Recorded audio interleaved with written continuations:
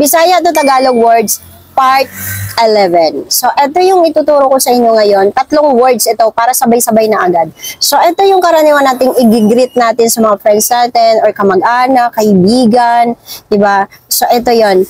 Ang una, ito yung maayong buntag. Okay? Maayong buntag, ibig sabihin magandang umaga. Okay? Yung pangalawa naman, maayong udto. Yung maayong udto, magandang tanghali. Magandang tanghali sa'yo. Okay? Yung number 3 naman is maayong gabi.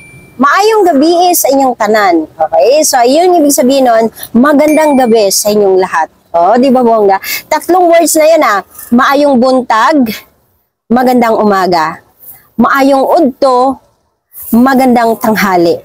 Maayong gabi magandang gabi. Oh, di ba bongga yan? So, ayan, sundin nyo lang yan. Kung gusto nyo i-greet yung mga kaibigan nyo, kamag-anak nyo, or asawa nyo, jowa nyo, yung 3 words na yon ang gagamitin nyo.